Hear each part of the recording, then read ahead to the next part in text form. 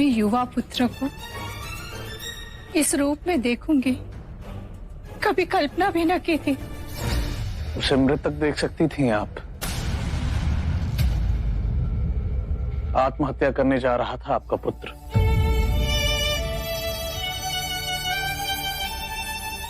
इसके प्राण बचाने के लिए आपका बहुत बहुत आभार। मुझे बहुत दुख होता है।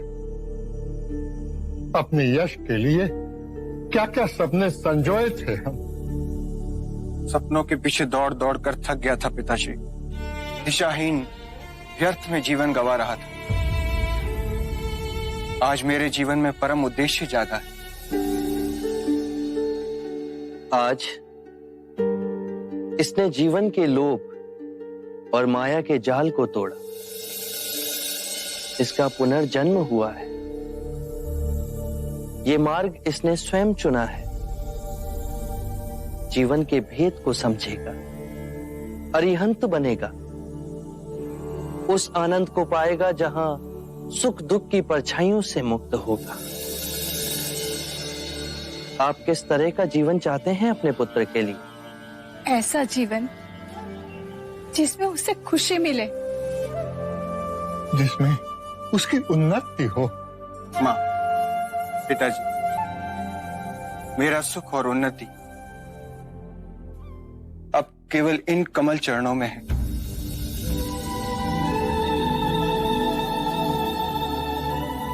मुझे आज्ञा दीजिए।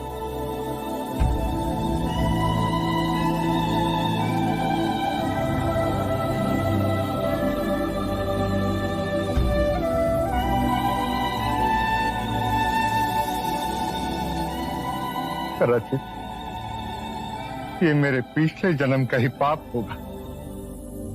आपका पुण्य क्यों नहीं? इतनी सदियों से हम अपने पाप दूसरों पर दोषारोपित करते गए। इसमें ग्रंथ और पंडित सहायक बने। हमने यज्ञ करवाए, बलियां दिलवाई। मैं कहता हूं बस, तुम स्वयं ही पाप का कारण हो और तुम स्वयं ही मुक्ति का द्वार बन सकते हो।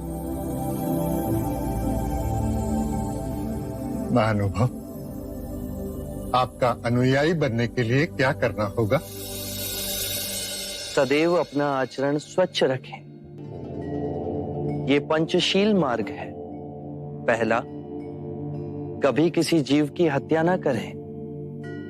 तुम्हारी तरह वो भी मृत्यु से डरता है। जीव हत्या त्याग तुम्हारे अंदर करुणा और सामंजस्य का भाव जगेगा। दूसरा, कभी चोरी ना करें। इससे विपरीत किसी निर्बल का बल बने। तीसरा, व्यभिचार ना करें। केवल अपनी पत्नी से ही संबंध रखें। चौथा, कभी असत्य ना बोलें। ऐसे वचन ना बोलें जो सत्य को तोड़ते मरोड़ते हों। पांचवा, किसी भी नशीले पदार्थ का सेवन ना करें। मेरा मार्ग सरल है पर कठिन है।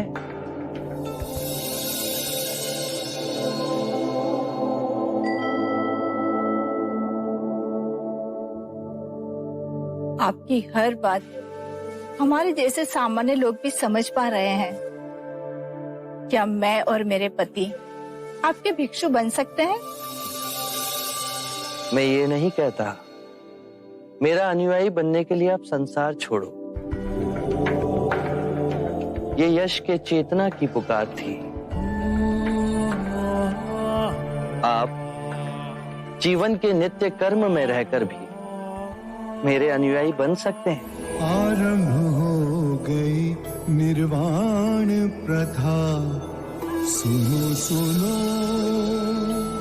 ये बुद्ध कथा।